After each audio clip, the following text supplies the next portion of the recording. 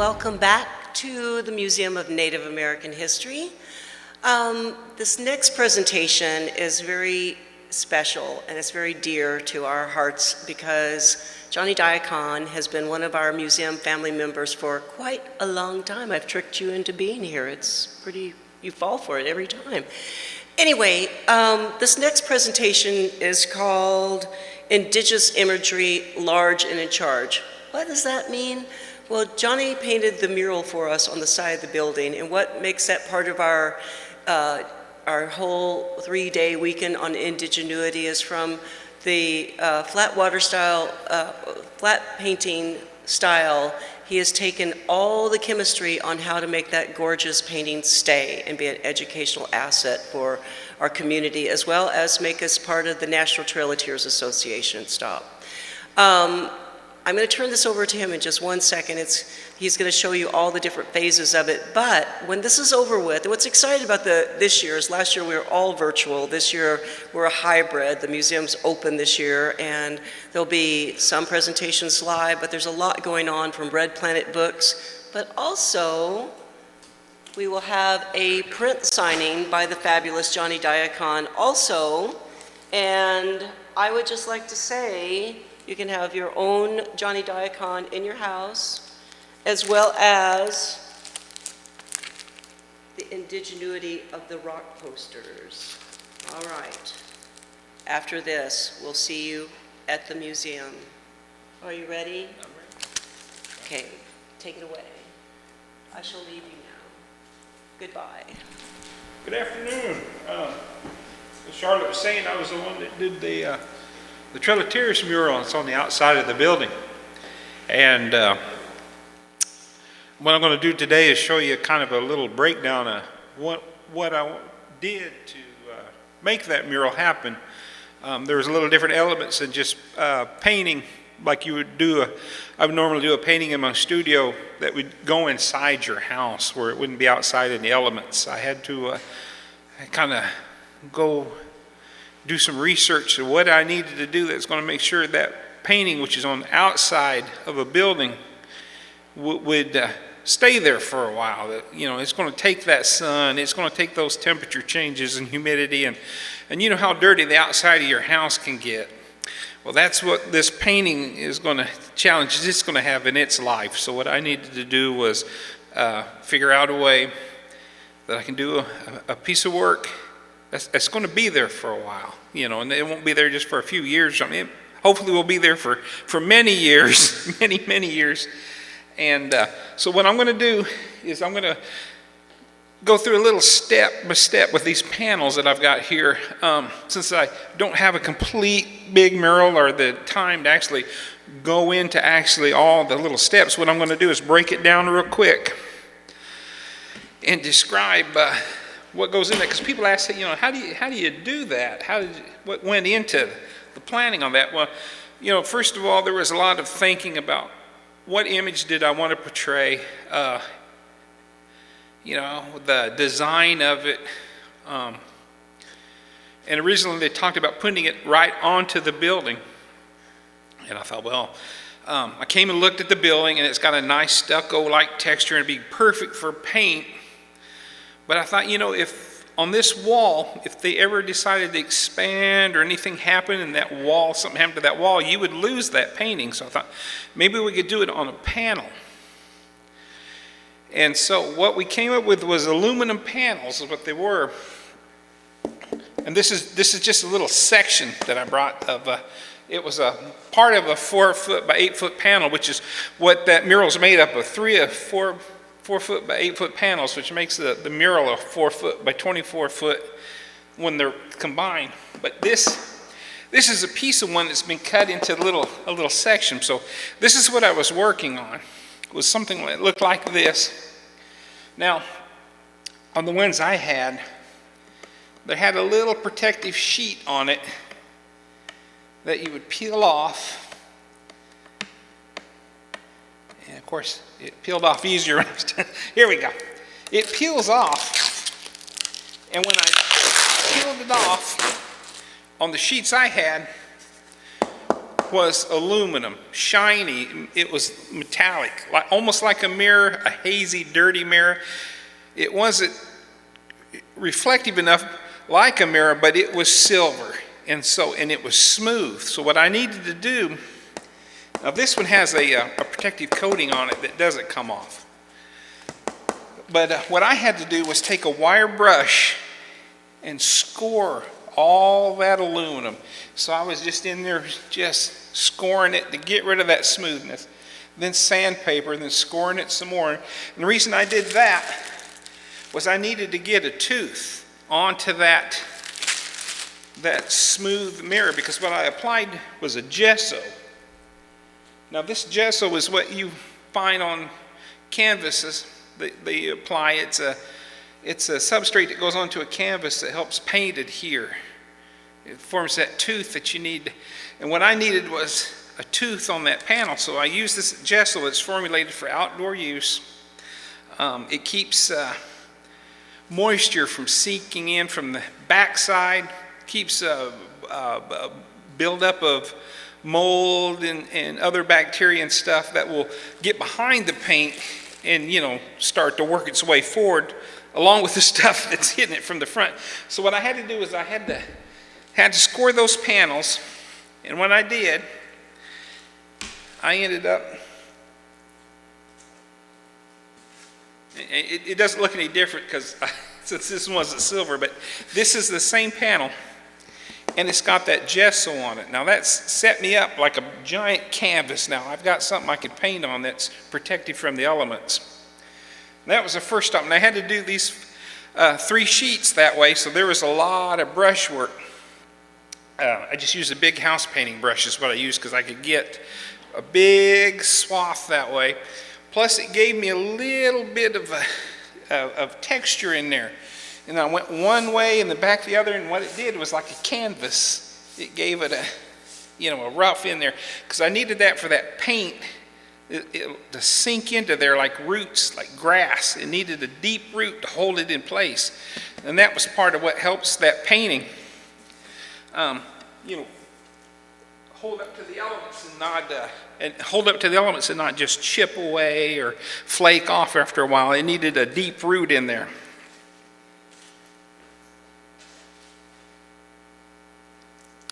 And then I had to shop around for some paints in a big enough quantity, because I'm going to be painting a large surface. So I didn't want to buy just tubes, because that would be expensive and it just wouldn't be the same kind of paint that I needed. I needed a tough paint. So I found a paint. It's a mural paint. It's specifically formulated for outdoor uses. For like on masonry, for on buildings and things like that. It's thick. It's thick, but it smooths real spread, so you can, unlike when it comes in a tube, it's more like toothpaste. It's thicker. It doesn't have that viscosity like house paint like this does. So when I found this was a perfect choice. It came in really nice colors, and the style of painting I wanted to do, these paints were more of a modern, almost graffiti-like, bright colors, a more contemporary look that a lot of murals contain right now. So the paints are really, really bright.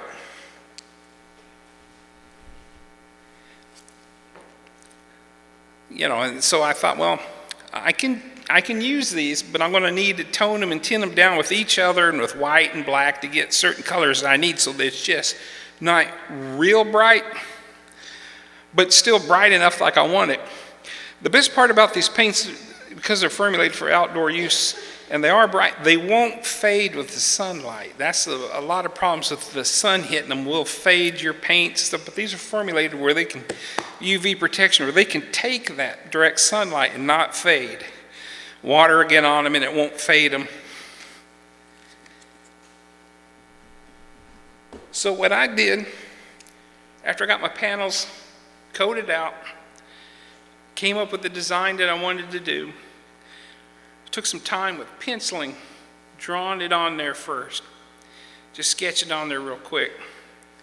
Now on the sheets, since they're big, I had to use bigger brushes because I'm covering a bigger area than I normally would 18 by 24 canvas, where I would use brushes usually about this size, flags this size on the brushes, because it's smaller up close. But on this, I'm going to be covering a little bigger area, so I'm going to need a little more coverage. So I went with a little bigger brush, and in some areas, like I was saying, I used like a house paint, but this is brushes that are specifically made for mural work. I know they look comical, but they'll cover the area you need. This is like the big brother to this one. And now that one looks big compared to the same kind. It's a little smaller. Now, I didn't need all of these because a lot of the areas I covered didn't call for it. But I've got them because, I never know when I'm going to have to do a bigger one. And but these are mural brushes. They're huge.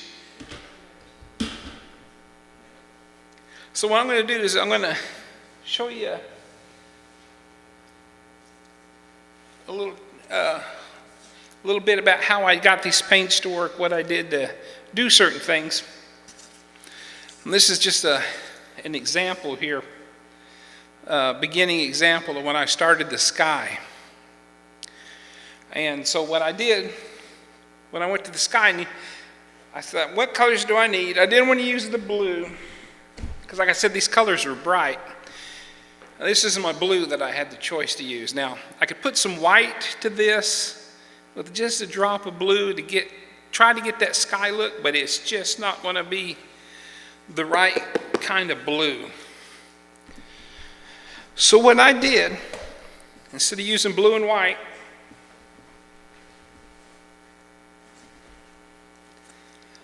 I went with what they call Calypso, which is a turquoise. A turquoise. With that turquoise, instead of using white, I use this tan color that they call sand. Now these colors have got some interesting names for them. You like instead of tan, this one's called sand. This purple here, it's called purple haze. The green is go. But I had red, and I don't remember what color it was. It was something like Fury, I think is what they called it. But yeah, those were, like I said, they were street colors, more for like graffiti artists. So they had more hip and happening names for them instead of like Viridian green or So anyway. What I did, when I started mixing these colors up, and I had a limited palette of colors to use, but I had the basic three colors, red, yellow, and blue, so I could go from there from a lot of things I needed. I had these other little colors that came out. I could add black and white too if I needed to tint tone them, whatever I wanted to do to get what I needed out of those colors.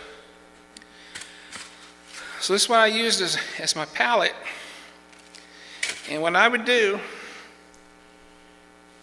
I would open up one of these big jugs. And I had some, look like tongue depressors where you buy them at the paint store. And I would dip in there. And I'd get me a little bit of that color. And then I would just dump it on that palette right there. Of course, that color,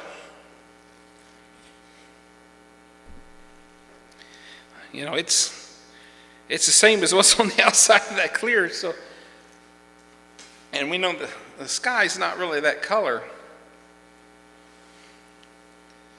But what I do is, I'll take a little bit of that tan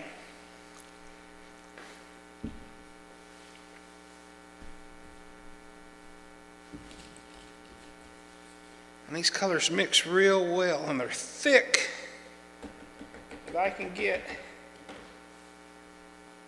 with the style I like to paint in, I can get the results I want.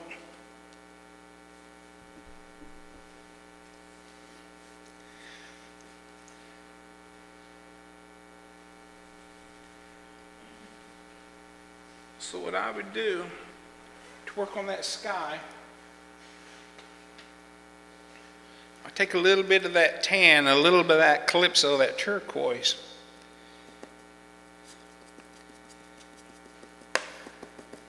and I start working it on that panel.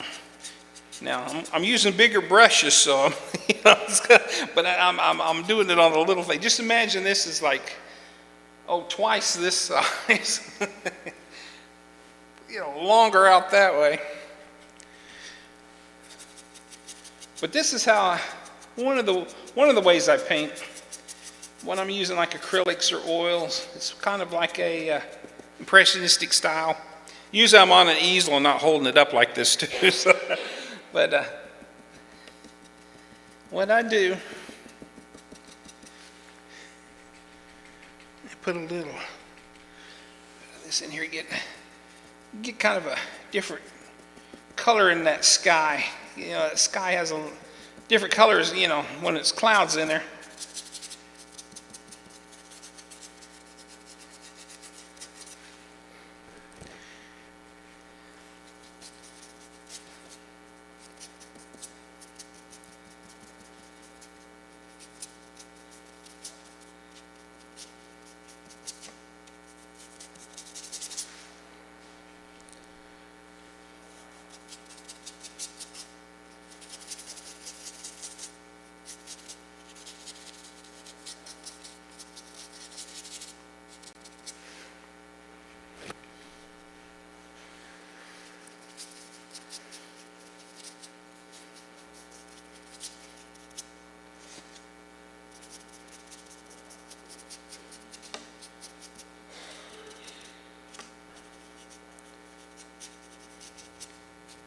Everybody probably think they lost their sound. I'm not talking that are watching this on the internet, but usually when I'm in my studio, I've got music playing, and I'm usually by myself. So a lot of times I'm just talking to myself or just listening to music while I do this.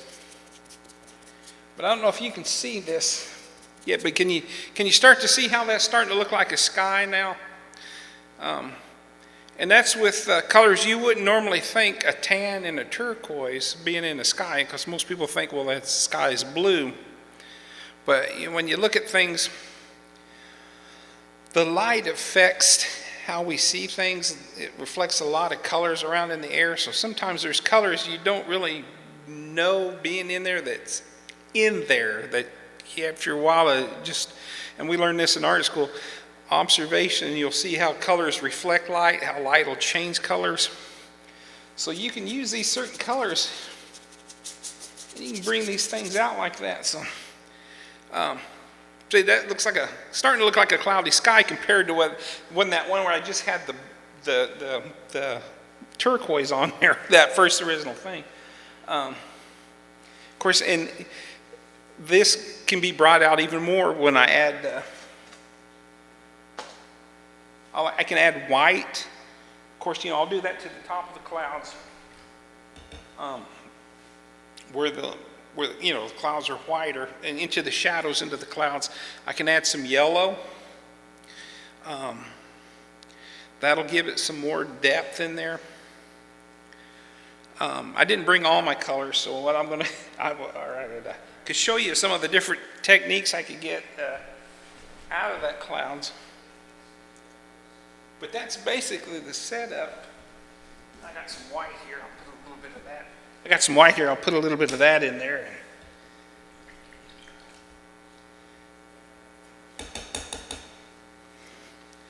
I know it's may not be exciting to watch this process, as it is, or it may when you just make you want to grab paint and do it, but. Like I said, I'm usually by myself when I do this, and and I really don't describe what I'm doing, so this is kind of new for me to step by step telling you what I do, because I just do it instinctively at this point. But then, yeah, I add a little white into that top part, up on the round part of them clouds.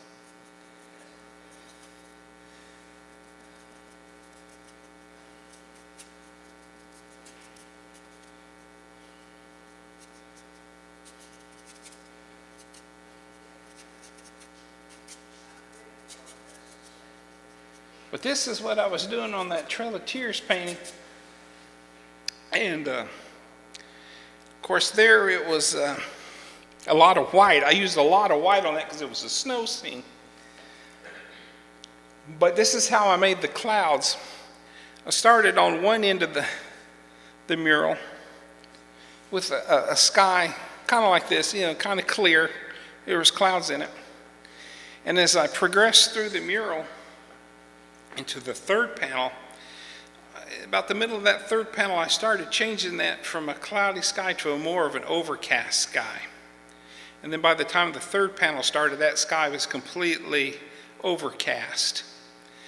And I did that as a help kind of move that scene along too, because then you notice the change, almost like a season change on that.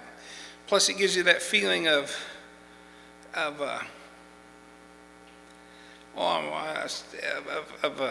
movement, because I went from a scene where they're walking, an up-close scene of the people on the trail, a more personal, and the third one is back to the distance, but there's a scene of a death in it, and I wanted that to a more overcast, a more somber feel to it in that particular scene. That one also had a lot of little brush work where I did have to take a smaller brush, because it's winter time, and the trees, a lot of trees with no leaves on them, so there was a lot of limbs that had to be. Normally, when I paint trees, if I do a summertime, it's pretty easy because you can use up a lot of area putting in trees. But in the wintertime, the trees are naked, so I had to do a lot of brush work, and that took a while.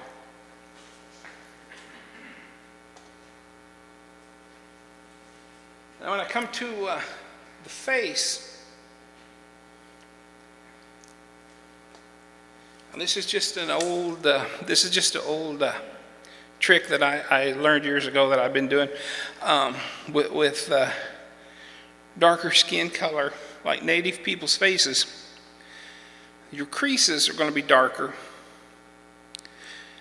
And one of the good ways to do that, because certain colors will force colors to pop, and then some colors will pull some back. What I wanted was to get those creases without really using a darker skin tone for what I was using. So I used a purple. And the color that I would normally use for flesh is a red ochre. And in this particular paint,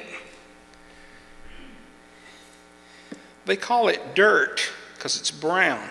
And I think they called the dark brown, I think it was mud.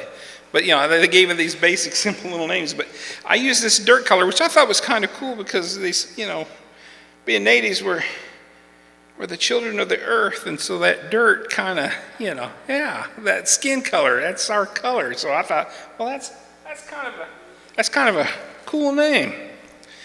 But I'll show you what I do.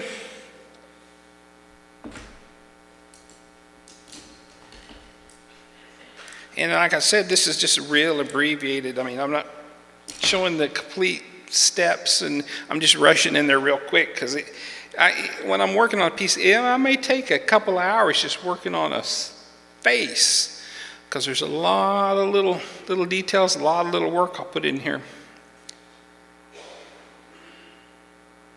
But what I do is I'll lay down the shape of that head with that purple. And then what I'll do is I'll go in with that next color. And the first thing I always start out with is the ball of the nose. And that'll give me an idea where that is, where the center of that face is. And on this one, I'm going to put that nose right there. That's where the tip of this man's nose is going to be. From there, we've got the nostrils. Got on both sides. So I'll put another little circle. Come out this way on the other side. Since his face might be at a little angle, you may not see as much as this one as you would the other side that's closer to you. So I make it a little bigger. And I start about where your brow is out. And I come down at a slight angle to make that nose.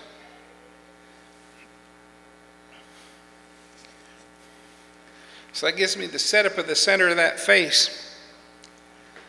From there, and it varies, it just depends how I'm working on it. Sometimes I'll start them eyes next. Or sometimes I'll go to the upper lip part. You know, right below the nose and to your upper lip.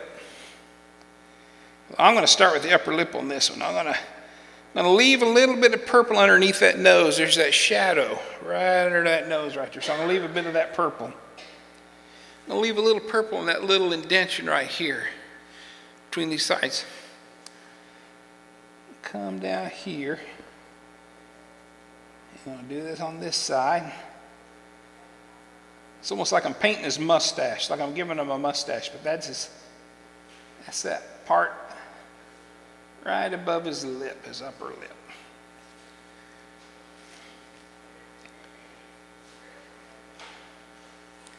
And then I'll come in and I'll put that bottom lip in there. And I'll just do a little impression of where that bottom lip will go.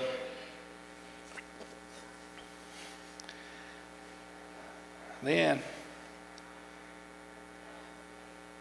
and a lot of times I'm changing out brushes from different size brushes when I go from a smaller to a bigger. Sometimes I'll use the same brush and just depends what angle or what shape I need or how much pressure to get whatever size or shape I want that brush to perform for me. I'm gonna make his eyebrow or his eyelid, top eyelid, and then come in and put that lower eyelid right there. Now he looks like a little balloon with a face drawn on him right now. So then I come up here, I start working that forehead in, right into that brow, coming up.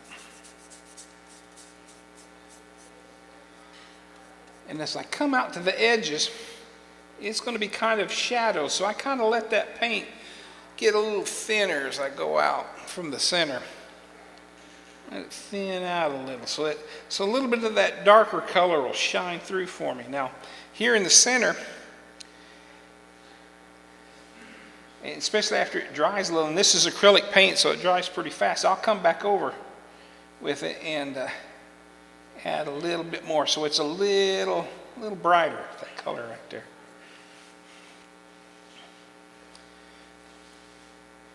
And I'll come in, start his cheek, coming down off that nose, bringing some of that paint off of that line of his nose where it's thicker, bringing it in, and it's going to be a little shadowed here because the light is mainly shining on the tip of that nose that's up front.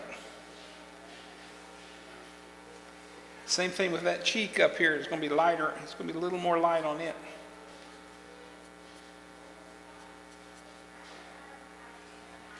And so then I just start filling that face in. Getting that shape of the head coming into the jowls, down into the chin, bottom chin.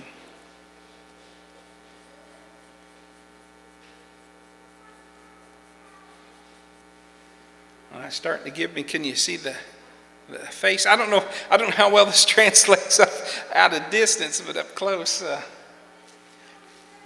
And then the light shining on it too. That's one thing when I'm working in my studio.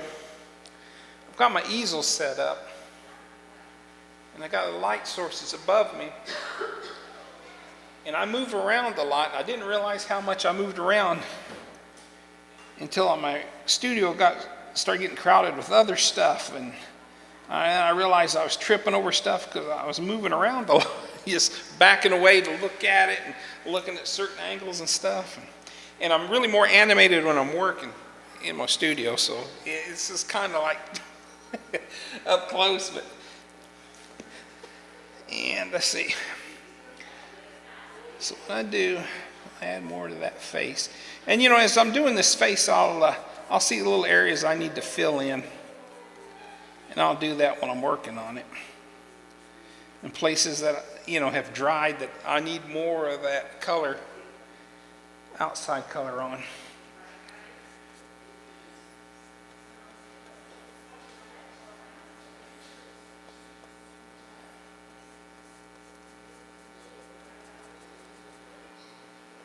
Yeah, and the thing with this wet paint with the light, you'll get a glare that might blur it out or shine it out where you can't see it, the highlights on it. But and I don't know if that's coming out real good, but that's how I start the faces. And like I said, you know, it's a lot of work, and it's time consuming. I love it, but you know, like I said, you know, in a short amount of time, I really can't spend a lot of time like I'd like to really, because I could spend all day showing you how to do this face. And, you know, and it'd be great if everybody could come up here and you could see it up close, and even if everybody was trying it themselves with their own canvas, you know, work. But that is where I start my faces. And I know if you've seen the mural out front, the up close of the faces or any of my work, that'll give you an idea. I basically do that technique. I basically do that technique on my smaller works up to the big works. That's just how I work. This piece I was showing you earlier, it's a little more detail into that face.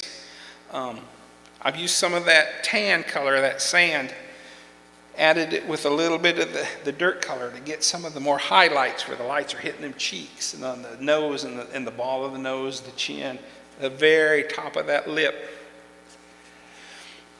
And then, of course, you can see that purple in the background. And I do go back and I will use some of that darker brown, like I was talking about. I don't use that much of it, but I will go back in and put a little bit over that purple, and that even adds a little more depth in there, especially like underneath the nose and the nostril part, around the eye, your eyelids right in here, that increase in there.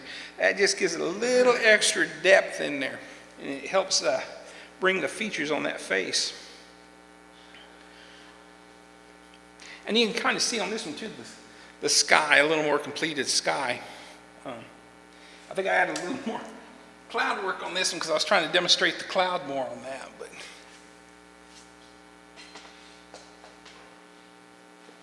But that's the basic part of painting that.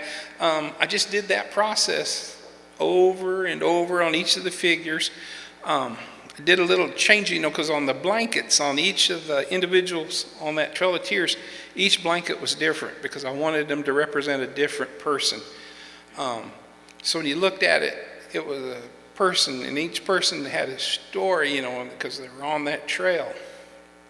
And so that's why I did that. It's kind of an homage to the various people that went on that trail that represented the many people. And that, there was thousands of people. There's not that many on that painting because I only had so much room, but those could be, I guess, translated down to each little character could maybe represent 1,000 people. But this is, like I said, on aluminum, and so it'll last a while, and that's what we're looking for durance. My father was a sign painter, so I got a lot of these ideas of how to make things last as far as painting outside, because a lot of work he did was on, the old style was on, he lettered right on to doors of vehicles. He'd do a lot of the police in fire departments, and he would hand letter that stuff right on the door of a fire truck. And he'd lay gold leaf and he'd put it on there, you know, on certain fire trucks and things.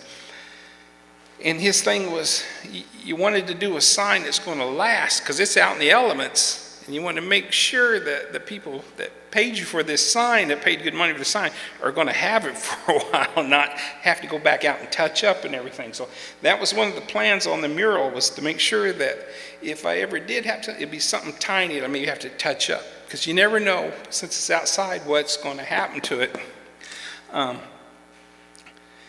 Also, when after I got them all painted, I laid a coat of a clear varnish, 3 coats of a clear varnish. It was a shiny varnish, a gloss varnish. And that's another UV protectant, an element protectant. Put that gloss varnish on there. After it dried, I put 3 more coats of a flat varnish on there. So it's got a nice little coating between the outside and the actual paint. So if anything hits, hopefully it'll take several layers of that varnish before it actually gets down to the inside. And then, like I said, there were 3 panels. So what we had to do, when I painted the panels, they were when they had framed them, they had to butt the 3 panels up together like this. Now there's naturally going to be that little gap there, that seam that runs through there. No matter how tight you get those, you're still going to see that little seam. So what I did, and it helped add depth to that because it's an outdoor scene, and there's the line of trees in the background. Of course, when you're outside, those trees, you know, will come towards you. You know, there's more trees coming towards you. So that's what I did, and added depth. There's trees in the background, in the middle ground, and the foreground. Well, I used the trees in the foreground to kind of mask and hide that seam. So they're painted dark, so you can't really see that seam. I mean, it's still visible if you look, but it looks almost at a distance, like part of the grain of that bark. So it's not really noticeable. And when I'm doing paintings like this, it's like doing a magic trick. When you paint, when you do art, a lot of times it's an illusion, and you learn these tricks to pull this illusion off. And so that's what I was using on that, you know, the different colors to make things move the way I wanted, to give this feeling the way I wanted. And I wish, I'm working on a mural for them right now, another mural, and that's what, there were 2 sheets of these, and I had, the second sheet was cut off in these little demonstration panels, but it's going to be a 4 foot by 6 foot, but it's only going to be a single panel. It's for their indigenous medicine garden, but I'm going to do it the same way. It'll be, you know, with the same kind of paints and the same kind of background on it to keep the elements, you know, at bay. But it's going to be, instead of a Trail of Tears, it's going to be an agricultural theme. And I'm going to have, it's going to be laid out like the Trail of Tears one with a line of people in the back, but they're going to be doing various farming. Thinking about doing different tribes' farming methods in the background. And then the foreground, I'm going to bring the people closer, and they'll be doing elements of, they'll be showing elements of them actually utilizing the produce from their fields. There'll be people grinding corn. I'm thinking about doing someone with maybe a ceremony involving corn. And, you know, that kind of thing in the front for that garden. But it'll be done this way, and it'll probably utilize more green, because it'll be a more of a summertime scene, so it won't be a lot of white paint. So, but this is kind of the way I'll do that. The grass and everything will be naturally green, but I want to break up that green so it's just not a boring green. And then again, I'll do like I do the sky. I'll start, and since I'm limited, with the choices on my green, or I can make up some green using their blue and yellow, which I think using this kind of paint, from what I could tell, will give me this same green. So using this blue and their yellow will give me that same green that I've got right here. So I'm just would best to start with this green. And what I did with this to kind of give it this top, I added a little bit of that sand, a little bit of white. I dropped in some of this dirt to kind of take some of that brightness out of the green, which is hard to do because that green is bright. And like I said, that paint was made for more of a graffiti style of art rather than like I was trying to attempt here. But I toned it down a little bit. But yeah, these different shades of green I got out of that one using the dirt and the sand. And I really wish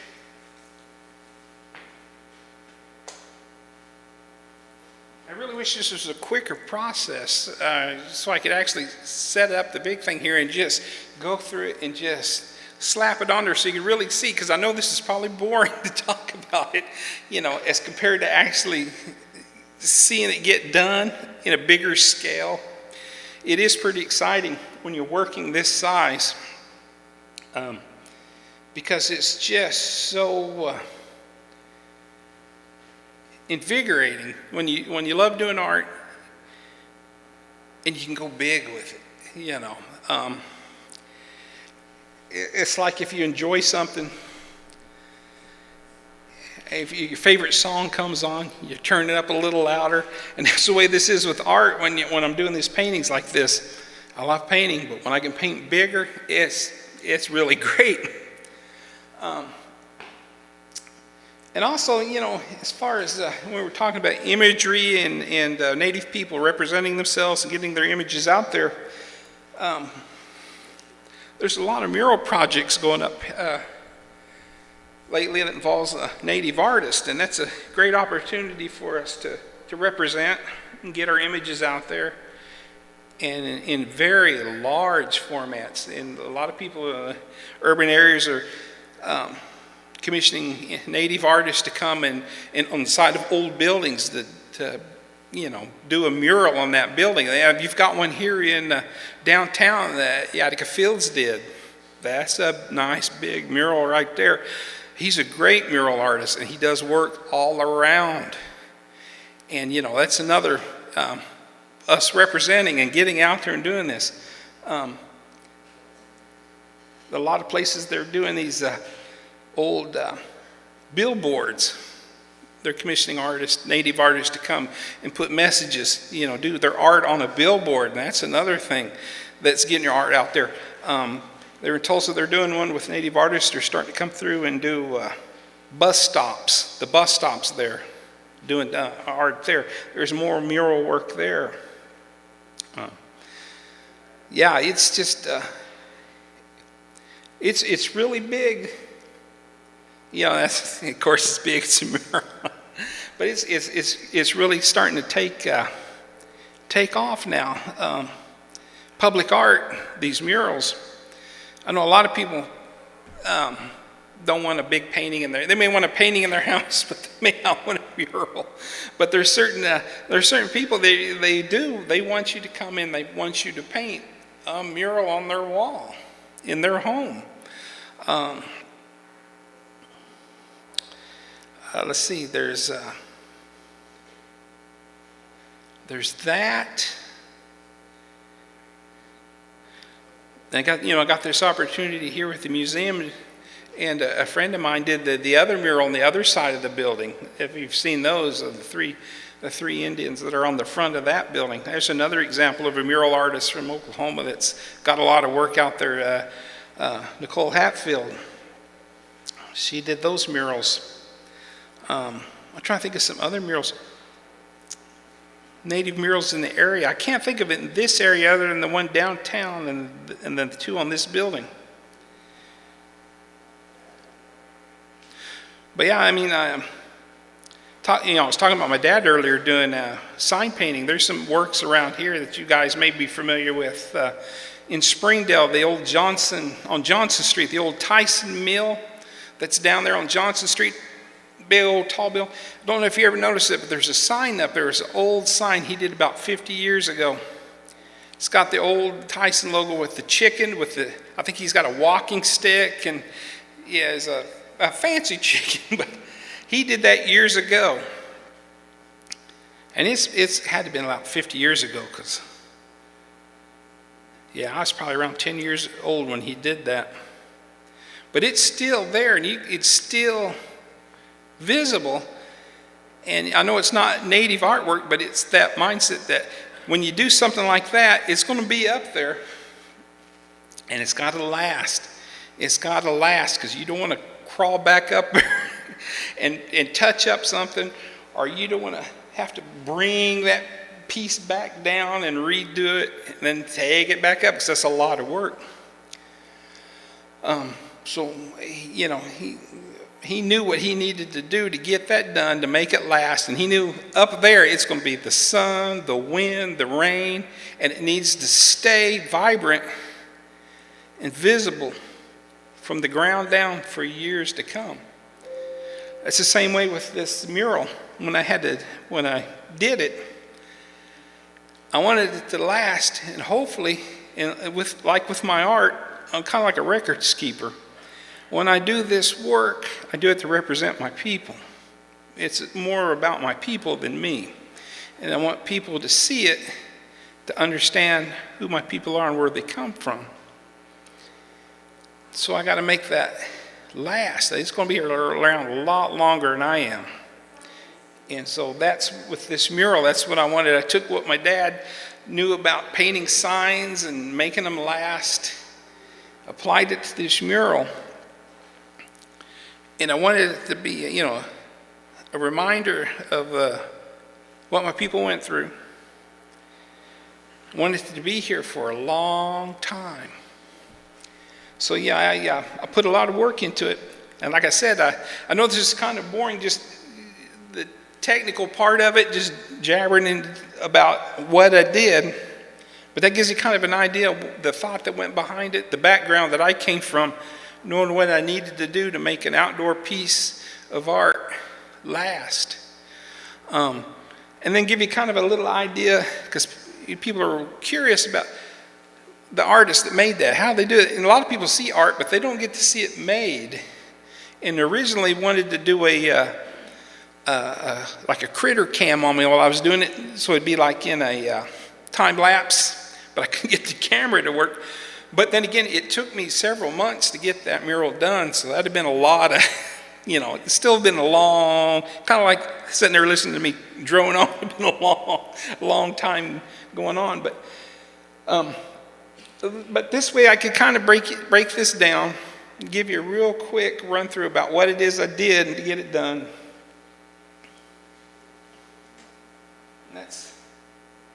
Now see, this is kind of dried a little now. It looks a little different.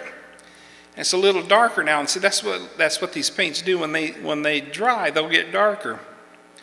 So that's when I go through and put another coat on it. That's when I start adding some other lighter colors. And what I do is I work from the dark to the light. And eventually, and this is just an abbreviated, but that face will start to pop out like that one. And the more I work on this one, it'll come out even more. There'll be more colors to it. Some reds, some deeper browns, and it all plays off of that purple. And that purple, even though eventually most of that purple will be covered, you'll still see glimpses of it in there, just at the right spot where it'll make something pop out just a little. Now it's kind of hard to explain it. You know what all I do and to show it.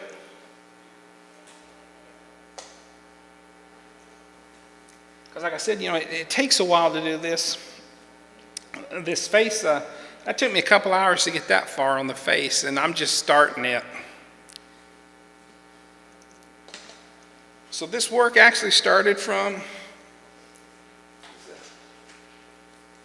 on the outside. It was just a little flat panel, and a lot of planning, design work, a lot of painting, a lot of research on my end to figure out what kind of materials. I didn't want to use enamel paint like a sign paint. I needed something that was going to flow a little more, a little easier. Didn't want to use oil paint. So I settled on this acrylic, this tough acrylic. It dries quick. And like I said, the viscosity on this paint is amazing. It's thick and it flows like butter. I couldn't ask for a better paint, and hopefully time will tell. And all the reviews I've read on during the research, this is a good paint. It holds up. Now, I'm not trying to sell, I'm not like a spokesman for this paint. I'm just glad I found this. I'm sure there's other comparable products out there, but that's what I used on it, and very satisfied with the results on it. Let's see.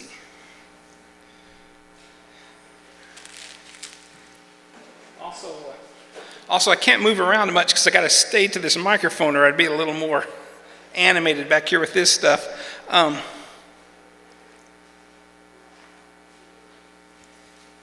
What I'm going to do now, as we're using up time here, I'm going to show you what I do to add more highlight to that.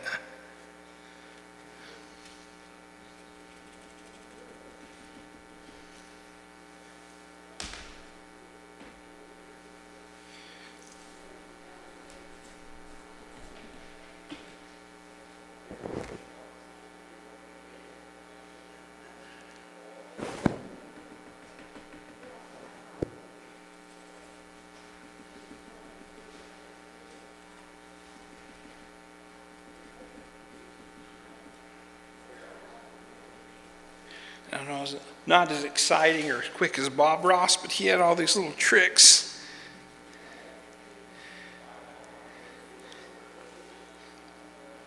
Now, I was saying, I add highlights to this. What I want to do is I'm going to start like I did when I first laid that face down. I'm going to start on that ball of that nose.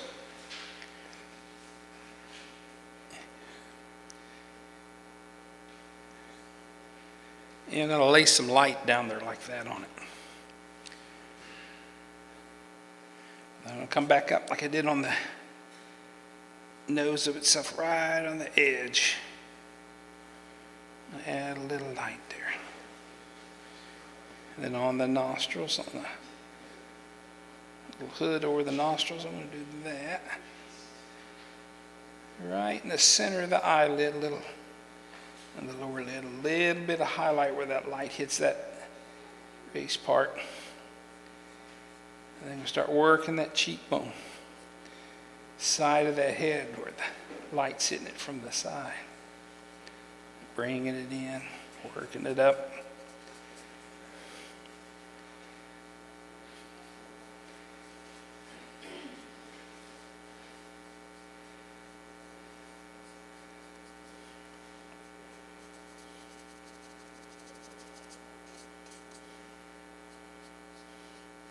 And as I do this, I let that paint kind of thin out on that brush, because I'm going to, as I go into those darker areas, I don't want that to be so bright there, because it's going into a darker area, into a shadow. So I'm going to use up more of that brush light there.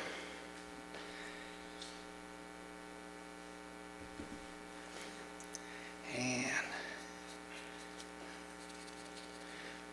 so what I do is I hit all these highlights, and I'm going to do this real quick. It's going to be kind of sloppy, but that's how most of my paintings are sloppy, because I put that paint in there and then I work that paint around, so it's not quite as exciting when you look at it, because it's a work in progress. Well, see, what I'm doing now is I'm going through and adding these little lighter spots.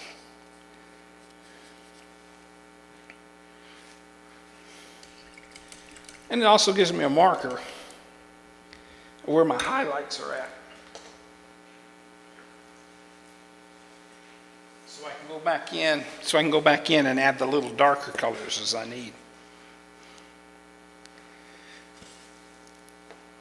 But you can start to see that face is starting to come out, and this is like a before and after, and then there would be like, if there were more panels that I did, you would see until I finally got a completed face, and you'd recognize it as a completed face. But that's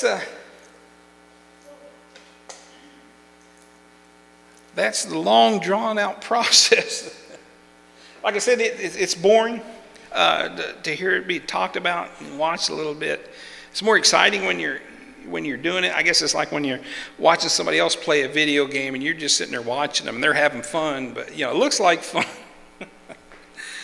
But when you get the chance to try it yourself. But that's it. I mean, I can't think of anything else to go on. I think my time's about up.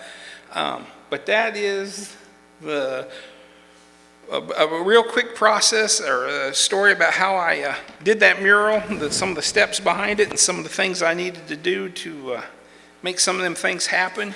If you ever get a chance to come up to the museum and check out that mural in person, hopefully you'll see some of what I was talking about. You'll get a better example of what it looks like, some of the steps, what it looks like at the end, what these steps lead to.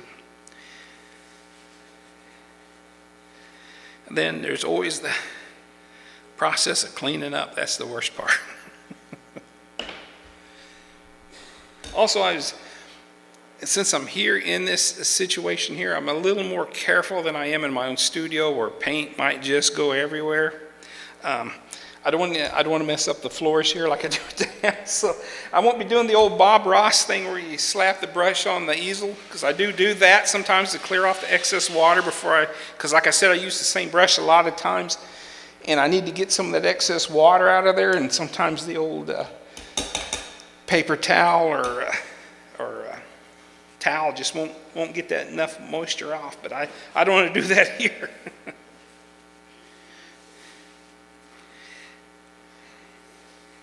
And that's about it that I can think of for this mural, or the technique of doing it, or the way I do it. It's not the way everybody does it. Everybody does it different. It's just like doing art. Everybody has a different way of doing it. That's just how I go about doing it. Give you a kind of an idea. Like I said, there was a tiny version where I was working a little bit bigger. All right, I think that's about it. I want to thank everybody for listening to me and droning on about how to do this, and hope everybody enjoyed it, got an idea about what it takes to complete a large-scale piece of work, just a little background on it.